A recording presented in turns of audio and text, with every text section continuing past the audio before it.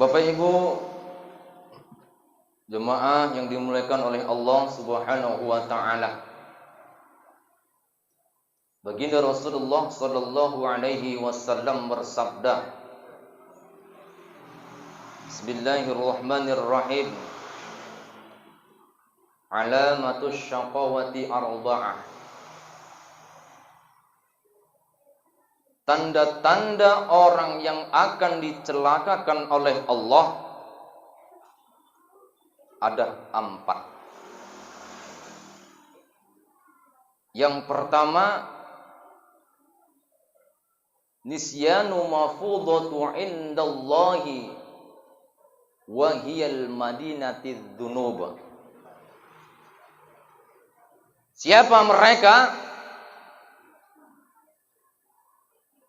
Orang-orang yang melupakan dosa-dosanya yang telah lalu, yang pernah ia perbuat,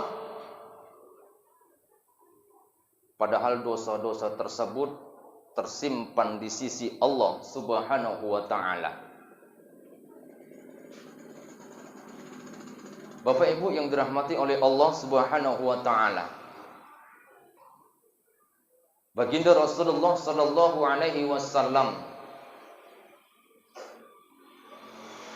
orang yang dijamin oleh Allah masuk dalam surganya Allah,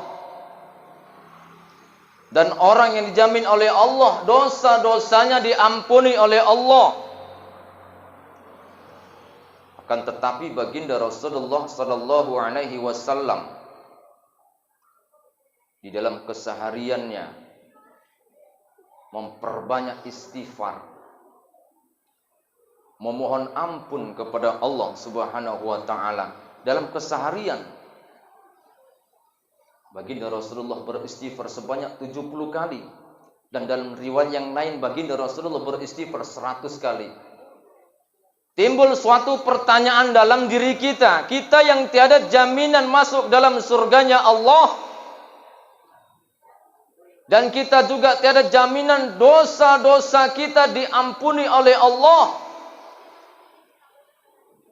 Sudah berapa banyak kita beristighfar, memohon ampun akan dosa-dosa kita kepada Allah Subhanahu wa taala. Maka mari kita perbanyak istighfar. Dengan kita memperbanyak istighfar kepada Allah, insya Allah akan menggugurkan dosa-dosa kita kepada Allah Subhanahu wa taala. Yang pertama, dosa kita kepada Allah Subhanahu wa taala. Mungkin pada saat sekarang ini ada yang kita usianya 35 tahun, ada yang 40 tahun, ada yang 50 tahun. Pernahkah terpikir orang kita, sudah berapa banyak dosa-dosa yang kita lakukan kepada Allah? Dosa dari penglihatan kita, dosa-dosa dari pendengaran kita, dosa dari tangan dan kaki kita. Maka kita perbanyak istighfar kepada Allah Subhanahu wa taala. Dosa-dosa kita yang kurang mensyukuri nikmat Allah, kita banyak mengeluh. Maka mari kita berbanyak istighfar kepada Allah Subhanahu wa taala. Kemudian dosa-dosa kita kepada sesama manusia, terutama dosa kita kepada kedua orang tua kita, khususnya kepada ibu kita. Di zaman Baginda Rasulullah sallallahu alaihi wasallam ada suatu kisah. Ada seorang pemuda yang bernama Alqamah. Sejak kecil Alqamah tinggal berdua bersama ibunya. Dan sejak kecil Alqamah dididik oleh ibunya dengan didikan yang sangat luar biasa. Dan sejak kecil Alqamah sudah menunjukkan sebagai anak yang berakhlakul karimah. Apapun yang diperintahkan oleh ibunya, Alqamah tidak pernah sekalipun mengatakan ah. Bapak Ibu jamaah yang dirahmati oleh Allah Subhanahu wa taala, menjelang remaja Alqamah juga semakin patuh kepada ibunya dan bertakwa kepada Allah Subhanahu wa taala. Budi pekertinya juga sangat luar biasa. Ia semakin cinta kepada ibunya. Singkat cerita, menjelang dewasa, maka Alqamah mengenal kepada seorang gadis. Ia pun meminta izin kepada ibunya untuk menikahi gadis tersebut. Setelah ia mendapatkan izin, maka menikahlah Alqamah. Pada awalnya, ketika baru menikah, Alqamah tinggal bersama ibunya satu rumah. Tak lama kemudian, karena rayuan bujukan oleh seorang istrinya, Alqamah meninggalkan ibunya yang sudah tua renta sendirian di rumah. Alqamah pindah bersama istrinya. Bapak Ibu jamaah yang dirahmati oleh Allah Subhanahu wa taala. Suatu ketika Ibu Alqamah sedang membutuhkan makanan. Karena Ibu Alqamah sudah tua renta, ia tidak sanggup lagi untuk mencari makan, maka pergilah Ibu Alqamah ke rumah Alqamah. Diketuknya pintu, diucapnya salam, dibukalah pintunya. Ternyata Ibu Alqamah datang. Alqamah membuka pintunya. Wahai ibu, silakan masuk.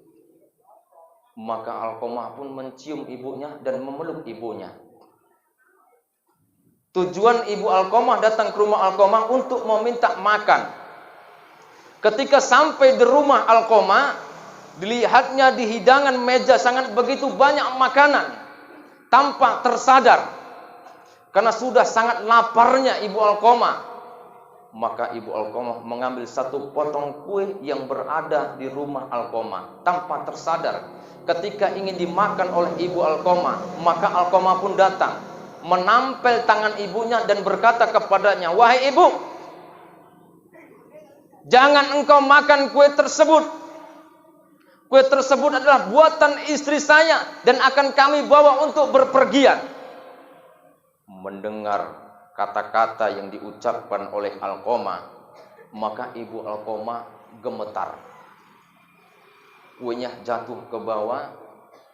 Ibu Alqamah langsung meneteskan air mata. Tangan sebelah kanannya menghuluskan dada. Bibirnya gemetar mau berkata, ia tidak bisa. Di dalam hatinya Ibu Alqamah berkata, ia tidak menyangka anak yang dahulu sejak kecil aku cintai, aku sayangi, anak yang berbakti kepada ibunya, berakhlakul karimah, karena sudah menikah ia lebih mencintai istrinya daripada ibunya. Maka dengan seketika Ibu Alqamah pulang dengan hampa, dengan perut yang kosong. Dari rumah Alqamah menuju rumah Ibu Alqamah, maka Ibu Alqamah bergemetar sepanjang jalan. Dan ia terus meneteskan air mata. Ia tidak menyangka anaknya berbuat segitu, anak kandungnya sendiri. Bapak Ibu jamaah yang dirahmati oleh Allah Subhanahu wa taala, suatu ketika terdengar kabar bahwasanya Alqamah ini sakit. Sakit Alqamah ini beda daripada yang lain. Ketika sedang menghembuskan sakaratul maut, Alqamah tidak sanggup. Bibirnya gemetar. Dari bibirnya mengucapkan kata ibu, ibu, ibu. Maka para sahabat yang melihat kejadian yang dialami oleh Alqamah, maka melaporkan kepada baginda Rasulullah sallallahu alaihi wasallam. Apa yang dikatakan oleh baginda Rasulullah? Jemput Ibu Alqamah. Aku ingin bicara kepada Ibu Alqamah. Bapak Ibu jamaah yang dirahmati oleh Allah Subhanahu wa taala. Ketika sampai Ibu Alqamah, apa yang pertama diucapkan oleh baginda Rasulullah? Wahai ibu, sudahkah engkau makan? Jawab Ibu Alqamah, belum ya Rasul. Maka baginda Rasulullah Shallallahu Alaihi Wasallam mengambil suatu makanan yang diberikan kepada Ibu Alqamah. Setelah usai makan, maka baginda Rasulullah kembali bertanya kepada Ibu Alqamah, wahai ibu, benarkah Alqamah itu anakmu? Ibu Alqamah tidak mau menjawab pertanyaan baginda Rasulullah Shallallahu Alaihi Wasallam. Yang ada Ibu Alqamah terus meneteskan air mata, bibirnya gemetar mau berkata tapi tidak bisa berkata-kata. Yang kedua kali baginda Rasulullah Shallallahu Alaihi Wasallam berkata kepada Ibu Alqamah, wahai ibu, benarkah Alqamah itu anakmu? Kembali Ibu Alqamah tidak menjawab pertanyaan dari baginda Rasulullah Shallallahu Alaihi Wasallam. Yang ketiga kali baginda Rasulullah berkata, wahai ibu, sekarang Alqamah sedang sakaratul maut. Ia membutuhkan kasih sayangmu, ia membutuhkan maaf darimu. Apakah engkau tidak mau memaafkan anakmu sendiri? Ibu Alqamah terus menangis. Dan Ibu Alqamah berkata kepada ya Rasulullah, sakit sekali hatiku ya Rasulullah. Anak yang sudah aku didik sejak kecil hingga besar ya Rasulullah.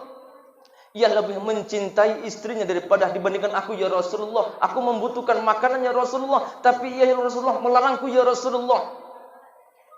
Kemudian baginda Rasulullah Shallallahu Alaihi Wasallam mengutus dua utusan. Wahai utusan, pergilah kalian, carilah kayu, lalu bakar Alqamah hidup-hidup. Bapak Ibu yang dirahmati oleh Allah Subhanahu Wa Taala, mendengar kata bakar dari baginda Rasulullah Shallallahu Alaihi Wasallam, maka Ibu Alqamah pun sigap bangun berdiri dan ia mengatakan kepada baginda Rasulullah Shallallahu Alaihi Wasallam, ya Rasul, jangan engkau bakar putraku ya Rasul. Walaupun aku sudah sakit sekali dibuatnya ya Rasulullah, ia tetap anakku ya Rasulullah, ia darah dagingku ya Rasulullah. Aku maafkan kesalahannya ya Rasulullah.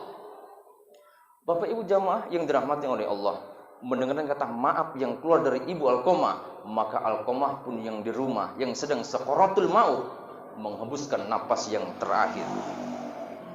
Dari kisah secuplik ini dapat kita ambil suatu pelajaran hikmah yang dapat kita terapkan dalam kehidupan kita sehari-hari. Sebanyak apapun infak yang kita keluarkan, sedekah kita, amal ibadah kita, kalau kita durhaka kepada kedua orang tua kita, khususnya kepada ibu kita, itu semua akan sia-sia di mata Allah Subhanahu Wa Taala. Ridho Allah terletak kepada ridhonya orang tua. Murkanya orang tua terletak kepada murkanya Allah Subhanahu Wa Taala. Maka bagi kita yang hadir di sini semua, yang masih memiliki kedua orang tua, khususnya ibu kita, jangan pernah kita sia-siakan. Jika kita ingin surga, maka patuhilah ibu kita, terkhusus kita, kaum laki-laki. Hak sepenuh kita, kaum laki-laki, apabila kita belum berumah tangga, bahkan kita sudah berumah tangga, bahkan kita sudah mempunyai anak, bahkan kita sudah mempunyai cucu, kalau kedua orang tua kita masih ada, ataupun di antara salah satunya ibu kita khususnya, maka hak kita seorang laki-laki adalah orang tua kita, ibu kita. Tapi berbeda dengan ibu. Jika seorang perempuan yang belum menikah, hak sepenuhnya adalah orang tua. Tapi kalau sudah menikah, hak sepenuhnya adalah suaminya. Maka mari bagi kita, kaum laki-laki dan kaum perempuan, jika kita masih mempunyai kedua orang tua kita, yang pada saat sekarang ini sudah tua renta, maka banyak-banyaklah kita memperhatikannya, kita tanamkan kasih sayang kepada kedua orang tua kita, khususnya ibu kita. Maka yakinlah surga tempat kita. Amin ya robbal. Bapak Ibu jamaah sekalian yang dirahmati oleh Allah Subhanahu Wa Taala, maka jangan pernah kita melupakan dosa-dosa kita yang dahulu yang pernah kita lakukan. Dosa tersebut tersimpan sisi Allah Subhanahu Wa Taala. Yang kedua, tanda-tanda orang yang akan dicelakakan oleh Allah Subhanahu Wa Taala, al-madinati wa dzikrul hasanati aqubilat amwala tudriruddat. Siapa mereka? Ya ini orang-orang yang suka menyebutkan kebaikan-kebaikan yang sudah ia berikan kepada orang lain. Mengungkit-ungkit kebaikan yang sudah ia keluarkan, infak ia, sodako dan lain sebagainya. Maka Bapak Ibu yang dirahmati oleh Allah Subhanahu wa taala, kita tanamkan niat kita tulus. Apapun yang kita lakukan, sekecil apapun kebaikan yang sudah kita keluarkan, kita tanamkan niat kita tulus semata karena Allah Subhanahu wa taala. Faman ya'mal mithqala dzarratin khairan yarah wa may ya'mal mithqala dzarratin syarran yarah. Sekecil apapun kebaikan yang kita lakukan akan dibalas oleh Allah. Dan sekecil apapun kesalahan keburukan yang kita lakukan akan dibalas oleh Allah Subhanahu wa taala. Maka jangan pernah dengan kebaikan tersebut kita ingin dianggap sebagai orang yang dermawan. Dengan kebaikan tersebut kita ingin dipuji-puji orang. Tanamkan niat apapun kebaikan tersebut untuk mendapatkan ridho dari Allah Subhanahu wa taala. Bapak Ibu jamaah yang dirahmati oleh Allah Subhanahu wa taala. Yang ketiga, tanda-tanda orang yang akan dicelakakan oleh Allah Subhanahu wa taala, fauqahu fit dunya wan nadharu ila man. Siapa mereka? Golongan orang-orang yang memandang ke atas dalam urusan dunia, khususnya dalam hal materi. Maka ketika kita dalam kehidupan dunia, jangan pernah kita pandang ke atas dalam urusan materi, dalam masalah harta. Jika kita pandang ke atas, tidak akan ada habis-habisnya. Kita terus akan merasa kurang dan terus merasa kurang. Tapi jika kita pandang ke bawah, masih banyak saudara-saudara kita yang hidup di bawah garis kemiskinan, yang lebih susah daripada kita. Maka masalah harta jangan pandang ke atas, pandang ke bawah. Di zaman baginda Rasulullah sallallahu alaihi wasallam ada kisah yang bernama Sa'labah. Sa'labah dahulunya sangat sederhana, hidupnya sangat miskin. Harta yang ia miliki hanya sepotong kain sarung, itu pun gantian kepada istrinya untuk beribadah kepada Allah Subhanahu wa taala. Suatu ketika Sa'labah menjumpai baginda Rasulullah sallallahu alaihi wasallam, ia berkata kepada baginda Rasulullah, "Ya Rasulullah, doakan aku ya Rasulullah untuk menjadi orang yang kaya." Jawab baginda Rasulullah, "Tidak Sa'labah. Engkau nanti akan lupa dengan harta yang engkau miliki, engkau akan sibuk dalam urusan dunia." Tidak Sa'labah. Maka ketika itu Sa'labah terus mendesak baginda Rasulullah sallallahu alaihi wasallam, "Ya Rasul, kelak nanti aku menjadi orang yang kaya, aku akan tidak melupakan saudara-saudara kita. Aku akan berinfak, sedekah dan lain sebagainya." Maka baginda Rasulullah menadahkan tangan, berdoa kepada Allah Subhanahu wa taala. Kemudian baginda Rasulullah memberikan 1 ekor domba betina kepada Sa'labah. Bapak Ibu yang dirahmati oleh Allah Subhanahu wa taala.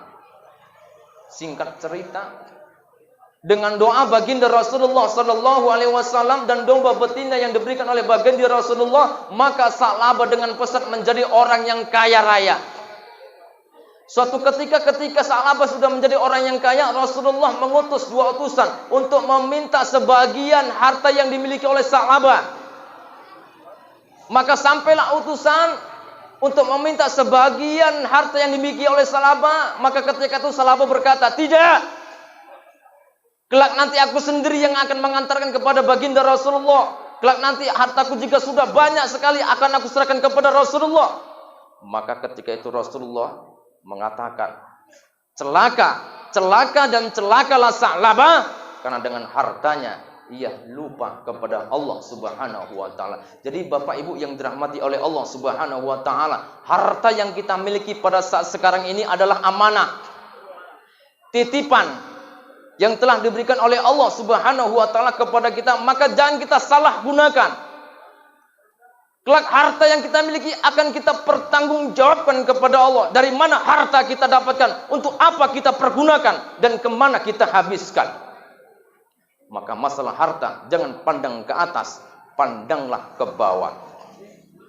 Bapak Ibu hadirin jamaah yang dirahmati oleh Allah Subhanahu wa ta'ala. Yang keempat, tanda-tanda orang yang akan dicelakakan oleh Allah Subhanahu wa ta'ala, wan nazaru ila man dunahu fid dain. Siapa mereka? Orang-orang yang memandang rendah dalam urusan agama. Maka dalam urusan agama jangan pernah kita pandang amal ibadah orang lain. Kita introspeksi diri kita. Jangan merasa diri kita paling benar kepada Allah. Jangan pernah diri kita merasa paling bertakwa kepada Allah. Jangan pernah merasa diri kita paling suci di hadapan Allah. Allah tidak memandang rupa elok tua pada diri kita, akan tetapi yang Allah pandang adalah takwa kita kepada Allah dan amal ibadah kita kepada Allah Subhanahu wa ta'ala. Bapak Ibu yang dirahmati oleh Allah Subhanahu wa ta'ala, mudah-mudahan di tahun baru, pada tahun ini kita dijauhkan dari Allah Subhanahu wa ta'ala, dari orang-orang yang dicelakakan oleh Allah Subhanahu wa ta'ala, dan mudah-mudahan segala amal ibadah kita diterima oleh Allah Subhanahu wa ta'ala. Maka mari sekali lagi kita memperbanyak istighfar, mohon ampun kepada Allah Subhanahu wa ta'ala. Mudah-mudahan segala amal ibadah kita diterima oleh Allah Subhanahu wa ta'ala. Astaghfirullah Rabbal baraya, astaghfirullah minal khataya, astaghfirullah Rabbal baraya, astaghfirullah minal khataya. Kami dari tim Majelis Zikir Wasiko Sumatera Utara memohon maaf apabila ada kekurangan, dan mudah-mudahan insya Allah dengan izin Allah kita dapat di pertemuan kembali. Amin ya rabbal alamin. Wassalamualaikum warahmatullahi wabarakatuh.